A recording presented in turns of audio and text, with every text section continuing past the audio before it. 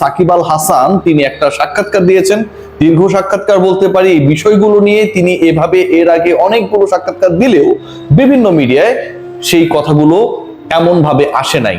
বিস্ফোরক যে মন্তব্য সাকিব আল হাসান করেছেন এবং তার এই মন্তব্যগুলোকে আমি ব্যক্তিগতভাবে অন্তত 70-80% ক্ষেত্রে ভ্যালিড মনে করি। রিয়াসাত আজিম সাকিব যে কথাগুলো বলেছে, যেভাবে জিনিসগুলো ঘটেছে বা যেভাবে পোর্ট্রে করা হয়েছে, বাংলাদেশ ক্রিকেট বোর্ডের দিক থেকে স্টেটসম্যান গুলো যেভাবে এসেছে, তাতে সাকিব আল হাসানের এই বক্তব্যগুলোকে আমি 70-80% ক্ষেত্রে ভ্যালিড মনে করি।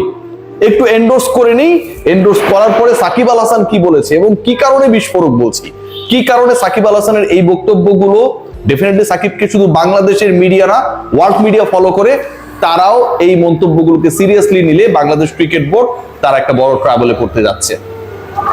Orix silver wash, Orix fabric care ব্র্যান্ডের নতুন প্রজন্মের ডিটারজেন্ট পাউডার, যা 2-in-1 ফর্মুলায় তৈরি এবং এটা এমন ভাবে তৈরি যে আপনার কাপড়কে শুধু পরিষ্কার করবে না, লেমন ও পাইন রোজের ফ্রেগনেন্স ছড়াবে। সাকিব আল হাসান যা বলেছে সেখানটা আসলে কোনো এরকম ফ্রেগনেন্সের খবর আমরা পাচ্ছি না। সাকিব আল হাসানের বাংলাদেশে আসা নিয়ে একটা বড় আলোচনা ছিল, আপনারা সবাই জানেন। বাংলাদেশে এসে বাংলাদেশে মিরপুরে তিনি তার শেষ টেস্ট খেলবেন এবং এই কানপুরে যে ঘোষণাটা তিনি দিয়েছিলেন, এরপর সাকিব আল হাসান তার দেশ মানে যেখানটায় তিনি বসবাস করেন এখন রেগুলারলি, সেখানটায় চলে যান।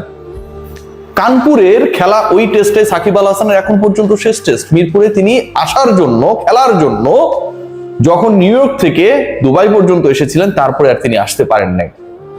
সাকিব আল হাসান যে স্টেটমেন্ট দিয়েছেন রীতিমতো এটা আমার কাছে মনে ভয়াবহ এবং প্রত্যেকটা কর্তৃপক্ষের এই ব্যাপারে ক্লারিফিকেশন করা দরকার। সাকিব আল হাসান যেটা বলেছেন আজকের পত্রিকায় দেওয়া সাক্ষাৎকারে, আমাকে সরাসরি ক্রীড়া উপদেষ্টা ও আইন উপদেষ্টা গ্রিন সিগন্যাল দিয়েছিলেন। তখনকার ক্রীড়া উপদেষ্টা আসিফ মাহমুদ সজীব ভুইয়া, তখনকার যিনি আইন উপদেষ্টা তিনি এখনো আইন উপদেষ্টার দায়িত্বে রয়েছেন আসিফ নজরুল স্যার, এবং তিনি এই মুহূর্তে ক্রীড়া উপদেষ্টার দায়িত্বে রয়েছেন। গ্রিন সিগন্যাল দিয়েছিলেন সাকিব আল হাসানকে, বাংলাদেশে তিনি এসে খেলতে পারবেন। আমি প্লেনে উঠেছি, এই গ্রিন সিগন্যাল পেয়ে তিনি প্লেনে উঠেছিলেন। বিসিবি থেকে আমাকে পুরো নিশ্চিত করা হয়েছে, বাংলাদেশ ক্রিকেট বোর্ডের অবস্থানটা দেখুন, তখন ফারুক আহমেদ প্রেসিডেন্ট, পুরো নিশ্চয়তা দেওয়া হয়েছে যে ইউএসএ থেকে তিনি যদি চলে আসেন তাহলে খেলতে দেওয়া হবে। দুবাই নামার পর তাদের সব জায়গা থেকে আবার বলেছে না, তাদের নাকি 12 ঘন্টার মধ্যে পরিস্থিতি অনেক বেশি পরিবর্তন হয়ে গেছে। সাকিব আল হাসান যখন দুবাইতে নামলেন, তারপরে যেই কর্তৃপক্ষগুলো আইন উপদেষ্টা, ক্রীড়া উপদেষ্টা, বাংলাদেশ ক্রিকেট বোর্ড, তিনটা কর্তৃপক্ষের কথা সাকিব আল হাসান বলছেন, তারা বলছেন যে 12 ঘন্টার মধ্যে পরিবেশ পরিস্থিতি চেঞ্জ হয়ে গেছে, তুমি না এলেই ভালো হয়। খেয়াল করে দেখুন যে 12 ঘন্টার মধ্যে কি এমন হলো, সেই ক্লারিফিকেশন বাংলাদেশ ক্রিকেট বোর্ড কখনো দেয় নাই। কখনো কোনো প্রেসিডেন্টের সময় আমরা সেই ক্লারিফিকেশন পাই নাই। সাকিব আল হাসান কেন আসতে পারলো না, স্পেসিফিক কোনো রিজন এখন পর্যন্ত আমরা পাই নাই। আচ্ছা, যদি সেই স্পেসিফিক রিজন থেকে থাকে, তাহলে সাকিব আল হাসান ইউএসএ থেকে যখন বাংলাদেশের উদ্দেশ্যে রওনা হলেন, তখনও তো সেই একই রিজন ছিল। সাকিব আল হাসান যদি কোনো মামলায় অপরাধী হন, সাকিব আল হাসানের সাথে যদি কারো কোনো সমস্যা থাকে, রাজনীতিক সাকিব আল হাসানকে নিয়ে যদি সরকারের সমস্যা থাকে, সেটা তো সাকিব আল হাসান প্লেনে ওঠার আগেও ছিল। তাহলে প্লেনে ওঠার পর তো এই সমস্যা নতুন করে ক্রিয়েট হওয়া না, এটা আগে থেকেই ছিল, তখন কেন তাদের মাথায় গেল না? Definitely it's a very serious and valid point. Shakib Al Hasan আরেকটা পয়েন্টে সিরিয়াস কথা বলেছেন, সেই পয়েন্টটা সাকিব আল হাসান কি বলেছেন, ঠিক যেভাবে বলেছেন সেভাবে আজকের পত্রিকার ফটোকার্ড থেকে নিয়ে যদি আমি বলি, বাংলাদেশ ক্রিকেট বোর্ডের সঙ্গে সরকারের কোনো সম্পর্ক থাকার কথা না। বাংলাদেশ ক্রিকেট বোর্ড, যেই ক্রিকেট বোর্ডের আন্ডারে সাকিব আল হাসানরা খেলেন, বিসিবির সাথে সরকারের কোনো ধরনের সম্পর্ক থাকার কথা না, ডেফিনেটলি না। ফিফা এন্ড আইসিসির রুলস অনুযায়ী তাদের অধিভুক্ত যে ক্রিকেট বোর্ড এবং ফুটবল ফেডারেশন গুলো রয়েছে, they never be influenced by the government. এরপরে সাকিব আল হাসান বলছে, আর ক্রিকেট বোর্ড যদি সরকারের উপর চাপিয়ে দেয়, তার মানে ক্রিকেট বোর্ডে সরকারের হস্তক্ষেপ আছে। ক্রিকেট বোর্ড যদি সরকারের দ্বারা কোনোভাবে কোনো প্রেসার গ্রহণ করে, তার মানে সরকারের ক্রিকেট বোর্ডের উপর হস্তক্ষেপ আছে। এর অর্থ হলো বিষয়টা আইসিসিতে যাওয়া উচিত। দেখুন, এটা কিন্তু খুবই সিরিয়াস একটা স্টেটমেন্ট ফ্রম সাকিব আল হাসান, বাংলাদেশের সর্বকালের সর্বশ্রেষ্ঠ অ্যাথলিট। বিসিবির উপর সরকারের প্রভাব থাকা উচিত না, যদি প্রভাব থাকে তাহলে সেটা সরাসরি হস্তক্ষেপ। তৃতীয় লাইনে তিনি গিয়ে বলছেন, যদি এরকম ঘটনা ঘটে তাহলে তো সেটা সরাসরি আইসিসিতে যাওয়া উচিত। তারপর কি বলছে শুনুন, তারপর তিনি বলছেন, আমাকে যদি ক্রিকেট বোর্ডে ফেরত না নিতে পারে দেশে, এটা তাদের ব্যর্থতা, তাদের সঙ্গে সঙ্গে সাসপেন্ড হয়ে যাওয়া উচিত। বাংলাদেশ ক্রিকেট বোর্ডের ডিরেক্টররা বিভিন্ন সময়ে সাকিব আল হাসান কেন দেশে আসছে না, আপনারা ইউটিউবে গুগলে সার্চ করেন, ফেসবুকে গিয়ে লিখেন, সার্চ অপশনে গিয়ে লিখেন, অসংখ্য ইন্টারভিউজ পাবেন, অসংখ্য কমেন্টস পাবেন যে এটা আমাদের হাতে নেই। আমাদের হাতে নেই মানে এটা সরকারের হাতে রয়েছে।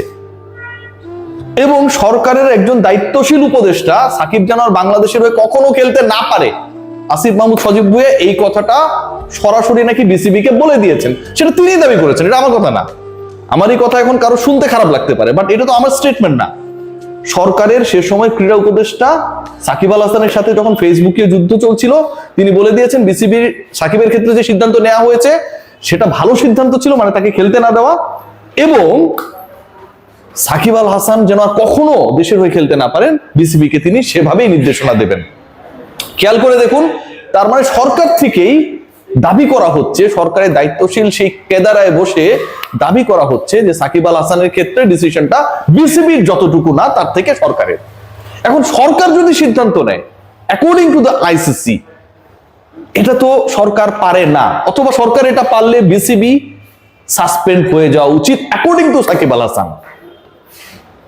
সাকিব আল হাসানের এই স্টেটমেন্ট গুলো কেন আজকে এত গুরুত্বপূর্ণ, এত জরুরি, এত আলোচনায় আসার জন্য আমার কাছে মনে হয় যে ইম্পর্টেন্ট। কারণ এই কথাটা যদি ইবাদত হোসেন বলতেন, দেশের বাইরে থাকা তাপস দা বলতেন, তাপস বৈশ্য বলতেন, আলামিন হোসেন বলতেন, শফিউল ইসলাম বলতেন, এনামুল হক বিজয় বলতেন, এগুলো কোনো ম্যাটার করতো না। But Shakib Al Hasan is a global figure. বাংলাদেশের অপর নাম ক্রিকেটে সাকিব আল হাসান, ভেরি ট্রু। সেই সাকিব আল হাসান যখন এই স্টেটমেন্ট দেন, এবং সাকিব আল হাসানের ব্যাপারে সরকারে যারা ছিলেন তাদের স্টেটমেন্টটা যখন সরাসরি অনেকটা এরকম যে সরকারি হস্তক্ষেপ এখানটায় হচ্ছে, সাকিব আল হাসান যেন আর কখনো খেলতে না পারেন সেরকম ভাবে বিসিবি কে বলে দেওয়া হবে, মন্ত্রণালয়ের দায়িত্বে যিনি, তিনি যখন এই কথা বলেন, সাকিব আল হাসান সেটাকে রেফারেন্স হিসেবে টেনে যখন পত্রিকার সাক্ষাৎকার যখন দিলেন সেখানটায় বলে ফেলেন যে এরকমটা যদি হয় তাহলে বিসিবির সাসপেন্ড হওয়া উচিত। এটা মেজর ইস্যু, এটা ডেফিনেটলি মেজর ইস্যু। বিসিবির সাসপেন্ড হওয়া উচিত এই ইস্যুতে এই কথা কেউ কখনো বলে নাই, কেউ কখনো সাহস করে সেই কথাটা বলে নাই, কিন্তু Shakib Al Hasan for the first time তিনি এটা বলেছেন।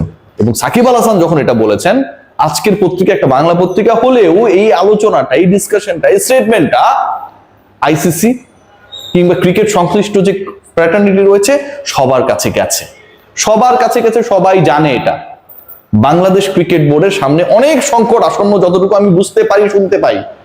সাকিব আল হাসানের এই স্টেটমেন্ট এবং খুবই valid statement, Bangladesh cricket board বলতে পারে Shakib Al Hasan is not fit enough, Shakib Al Hasan is not a good performer, our selection panel has decided not to allow Sakib to the national team, valid reason। কিন্তু বাংলাদেশ ক্রিকেট বোর্ড যদি যখন বলে যে এটা তো আমাদের হাতে নেই, আবার যাদের হাতে তারা যখন বলে যে সাকিব যেন আর কখনো খেলতে না পারে বিসিবি কে বলে দেওয়া হবে, তখন সেটা বিসিবি নিষেধাজ্ঞায় পড়ার মতোই ঘটনা। সাকিব সেই কথাই বলেছেন। সবাই ভালো থাকবেন, টেক গ্রেট কেয়ার।